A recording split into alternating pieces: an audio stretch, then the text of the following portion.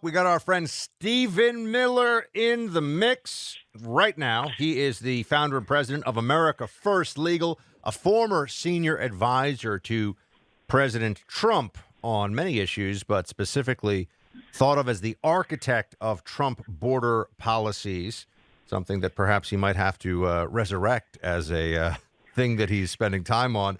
Stephen, appreciate you being here. Now, we got two different presidents at the border. Biden and the Democrats are now pretending that they care about the border. What is your first reaction when you see Biden slowly fumbling and stumbling around down there? Well, I mean, aside from the fact that just the visuals were terrible, Joe Biden looked more confused and aimless than usual, just completely lost out there. So that obviously was a bad visual for the White House. Substantively, though, you have to appreciate the brazenness of the Democrat Party, which has spent, if we start the clock in 2016, which has spent 8 years single-mindedly devoted to the proposition of no illegal alien left behind. 8 years of our national life was don't build the wall. Donald Trump's a racist. There are no such thing as criminal aliens. They're just people coming for a better life. We should let them all in. They're the real Americans. They're the best Americans. They're dreamers. Our kids are trash. The real heroes are illegal aliens. 8 years of this. 8 years. They fought Donald Trump on every single deportation policy. They tried to insert poison pills in every single spending bill to make it harder to secure the border. They tore their garments. They ripped out their hair. They screamed bloody murder. They sent AOC to the border. They made up all this bull about kids in cages and everything else. And then Joe Biden comes in, and he's like, we're getting rid of all these policies. We're opening the border. Surge the border. No one's going to jail. No one's being arrested. Everybody gets a judge. An immigration judge for everybody. 1 billion poor people in the world, you all get an immigration judge. Everybody can come here. No one's being deported. We're going to pause deportations. We're going to shut down ICE. We're going to stop building the wall. 8 years of this. 8 straight years of it. Then someday someone walks in the White House and said, oh, we're getting some pretty bad poll numbers here on the whole invasion thing. They're like, oh, let's just tell everyone we totally love border security. In the history of rhetorical pivots, there's no policy pivot, mind you. In the history of rhetorical pivots, this would be like Jeffrey Dahmer coming out and saying, I've given it a thought, and I think that serial killing is super awful. I mean, that's where this is in terms of the degree and level of insanity in trying to convince the American people that the Democrat Party has positive feelings about border security. So hopefully Stephen, that gives you a sense of how I feel about it. no doubt. That's perfect. Stephen, do you think Laken Riley would still be alive if Donald Trump was president of the United States? Absolutely. She would be with her family right now. She'd be with her friends right now. She'd be pursuing her dream of being a nursing student and helping thousands of people in that career and profession, making our country and our world an immeasurably better place. The odds that she would be alive today if Donald Trump was in the White House are 100%. Not 99.999%, 100%. And I know this because we would never in any universe, have been releasing fighting age men into the country. And in fact, in the case of Venezuela, we worked very hard to force Venezuela, and did so successfully, to take back all of their nationals. So before there was actually a big public awareness about the crime threat from Venezuela, so back in 2020, remember, because I worked on this, before there was a lot of public awareness about the crime threat, and most of the conversation about Venezuela was in the context of socialism and the state of the economy in Venezuela.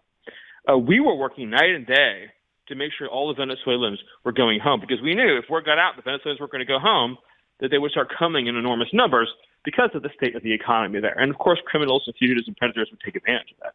So we worked very hard to keep things perfectly buttoned up with Venezuela. That's why you didn't hear one damn word about Venezuelan migrant criminals during the entire Trump presidency, because none of them got into the country.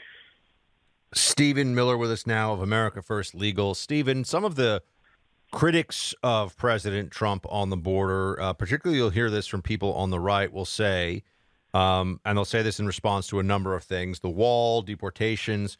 Why didn't he do it the first time? What do you say to people when that is their criticism of Trump, when he brings up what he wants to do now when it comes to the border and securing it? Well, it was just factually untrue. I mean, it just predicated on a completely false understanding of the heroic achievements of those 4 years. So, I mean, just take a few specific points here.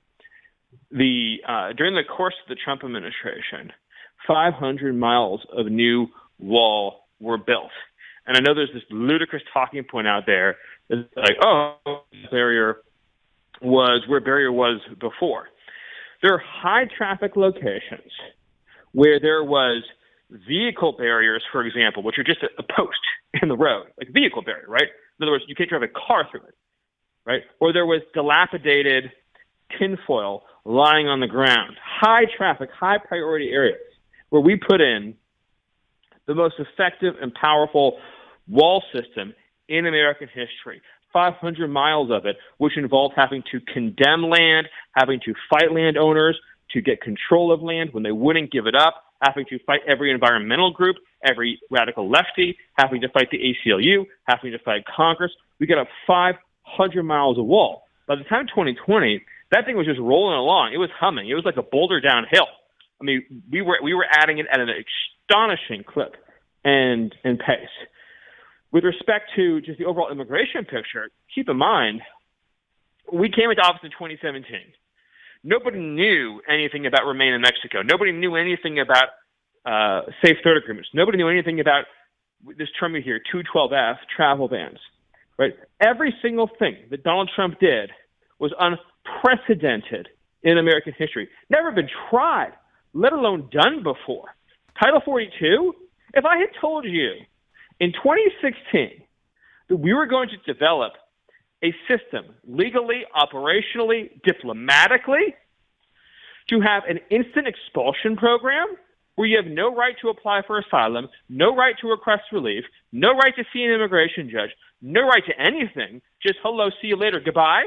If I told you that, you would have said that's an impossible dream. That's a fever dream, Stephen. You're living in a fantasy world.